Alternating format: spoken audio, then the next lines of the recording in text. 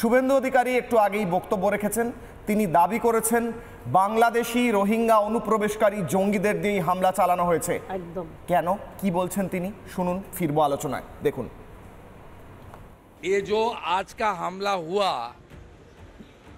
इसका पीछे अंसारुल बांग्ला, हिजबुल मुजाहिदीन और बांग्लादेश का जमात हिफाजत ये सब मिला हुआ है। ये तृणमूल कांग्रेस का साथ जो इस्लामिक टेररिस्ट ग्रुप है उसका साथ सीधा सीधा संपर्क है। ये वहाँ जानलेवा हमला किया।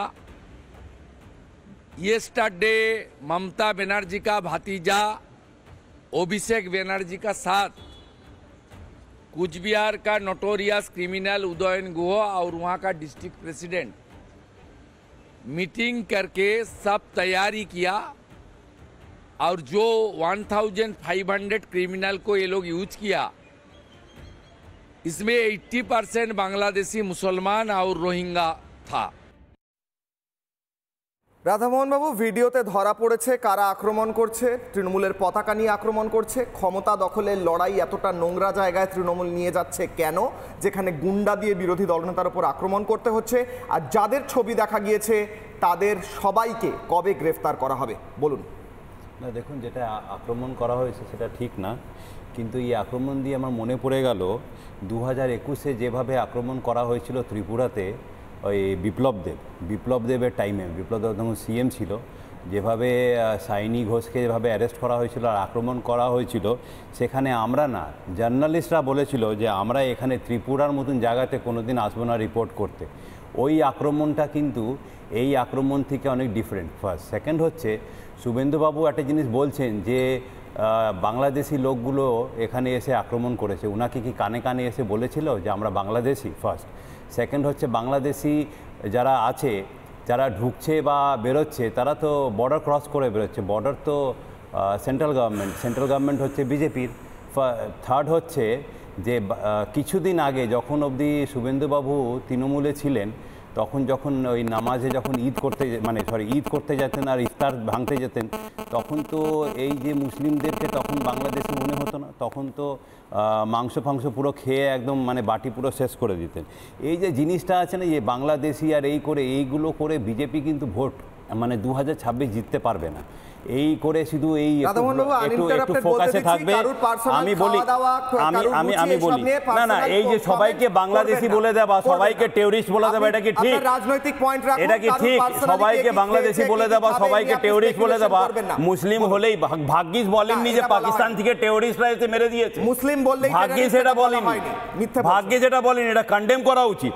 ফার্স্ট। সেকেন্ড হচ্ছে, এই যে আমরা 2024-এ দেখেছিলাম লকেট ম্যাডামের গাড়িতে অ্যাটাক হয়েছিল, মুরলীধরন ইউনিয়ন মিনিস্টার যে ছিলেন ওনার গাড়িতে অ্যাটাক হয়েছিল। এটা তো বিজেপির একটা কি বলুন তো, এই যে আমাদের দাদা ভালো কথা বললেন যে মাস লিডার হতে গেলে অত নাটক করতে হয় না। না, মাস লিডার হতে সিকিউরিটি নেওয়া না নেওয়া সেটা তো সেন্ট্রাল গভর্নমেন্ট আমাদের টাকায়, আমাদের ট্যাক্সের টাকায় সিকিউরিটি দিচ্ছে, এটা তো জনগণ জানে নিশ্চয়ই।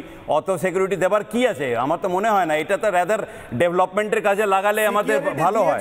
কিন্তু জিনিসটা হচ্ছে না, আচ্ছা আপনি বলুন তো, প্রিয়াঙ্গু পান্ডের উপরে যখন অ্যাটাক হয়েছিল, এনআইএ তো ইনভেস্টিগেশন করছিল, তাহলে এনআইএ আজ অবধি রিপোর্ট কেন দেয়নি? এনআইএ কেন রিপোর্ট দেয়নি? এটা তো একটা অ্যাটাকের ব্যাপার ছিল। এনআইএ আজ অবধি কেন রিপোর্ট দেয়নি? 2024-এ ভাটপাড়াতে যখন প্রিয়াঙ্গু পান্ডের উপরে যখন অ্যাটাক হয়েছে, তখন এনআইএ কেন দেয়নি? এই যে অ্যাটাকের রাজনীতি করে করে বিজেপি সিট কমে যাচ্ছে।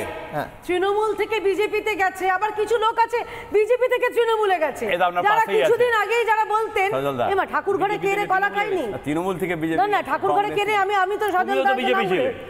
তুমিও তো বিজেপি, এখন তৃণমূলে আছো। আরে আরে নিজের পেছনে কত ময়লা আছে সেটা আগুন দিয়ে দেখো না। না কেন? আরে পাশে আমি বুঝিয়ে দিলাম, ওনার পাশে কত ময়লা আছে ওটা দেখছেন না। কি ছিল ওটা আমার পয়েন্ট না। ক্ষমতা লড়াইয়ে আমি মনে করে দিতে চাই, এক সেকেন্ড, আসলে এক সেকেন্ড 1990 সালে মমতা বন্দ্যোপাধ্যায়ের উপর হামলা হয়েছিল, আক্রমণ হয়েছিল হাজরা মোড়ে। তার মাথায় লাঠির বাড়ি নাকি সিপিএম মেরেছিল। সেই লাঠির বাড়ি যখন মেরেছিল মমতা বন্দ্যোপাধ্যায় বলেছিলেন আমার উপর প্রাণঘাতী হামলা হয়েছিল। তখন বয়সে আমরা ছোট, কিন্তু সত্যি খুব খারাপ লেগেছিল। কিন্তু সেই ঔদার্য আজকের দিনে, সেটা কি শুভেন্দু অধিকারী এখন আজকে বলছেন তার উপর প্রাণঘাতী হামলা, যদি এইটা এদের নাটক মনে হয় তাহলে ওইটাও নাটক ছিল। তাহলে মমতা বন্দ্যোপাধ্যায়ের উপর যতগুলো হামলা হয়েছে প্রত্যেকটা মিথ্যে, প্রত্যেকটা নাটক ছিল। মমতা বন্দ্যোপাধ্যায় শুধুমাত্র এইগুলো ভোট, আরে আমি তো 21-এর বলিনি, আমি তো 21-এর হুইলচেয়ার বলিনি, ছেড়ে দিন, আমি বলছি করে পুরোটা বলে যাবে। না না, সিকিউরিটি যখন কোশ্চেন আসছে কিভাবে ভোট চেয়েছেন আমি তো বলছি না। সিকিউরিটি যদি কোশ্চেন, সিকিউরিটি একটা আসামিকে নিয়ে যাচ্ছে সেখানটাতে মারতে সুবিধা হয়, এনকাউন্টার হয়ে গেল, মারতে সুবিধা হয়।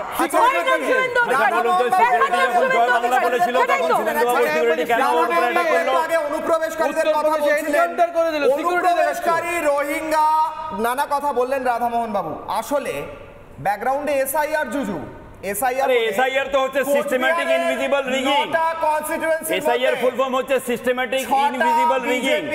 বিজেপি এখন জেতার জন্য এখন এইগুলোই করছে, কেন জনগণের সাথ নেই বিজেপি। বিজেপি বিধায়ক রয়েছে তো, আরে আপনি আগে বলুন হঠাৎ করে কি দরকার পড়লো যে এসআইআর করা, সিস্টেম্যাটিক ইনভিজিবল রিগিং করার দরকার কি ছিল আগে এটা বলুন। ভয় পাচ্ছে তৃণমূল, তিনটে তৃণমূলের সিট, 6টা বিজেপি সিট, এটা পাল্টে দিতে হবে, তাই গুন্ডা ব্যবহার। প্রশ্ন যাচ্ছে শুভেন্দু অধিকারী কি বলছেন এসআইআর নিয়ে, শুনবো শুভেন্দু অধিকারী। এক সেকেন্ড, শুভেন্দু অধিকারী। কোন হিন্দুর কোন সমস্যা হবে না, কোন রাজবংশের সমস্যা হবে না, দায়িত্ব নিয়ে বলছি। আসামের মুখ্যমন্ত্রীর সঙ্গে আমার 2-3বার কথা হয়েছে, বলছে একজনেরও কেশাগ্র স্পর্শ হবে না। আমি গ্যারেন্টার শুভেন্দু অধিকারী। আমার যদি সনাতনী হিন্দুদের, আমার যদি রাজবংশীদের, আমার যদি নবশূদ্র মতুয়াদের বাংলাদেশ থেকে ধর্মীয় উৎপীড়নের কারণে আসা কোন হিন্দুর এতটুকু আইনগত ভাবে কোন ত্রুটি হয়, আপনি আমার কাছ থেকে বুঝে নেবেন, আমি পদত্যাগ পত্র দিয়ে দেবো। কিন্তু এটাও কান খুলে শুনে রাখুন, একটাও বাংলাদেশি মুসলমান আর রোহিঙ্গা প্রথমে ভোটার তালিকায় থাকবে না, তারপরে বিজেপি এসে বুলডোজারের মাথায় তুলে কাঁটা তারের উপরে ফেলবো।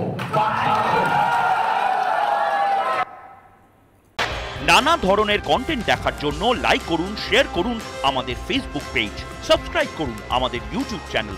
পাশাপাশি অন্যান্য ব্রেকিং নিউজের জন্য অবশ্যই চোখ রাখুন রিপাবলিক বাংলায়।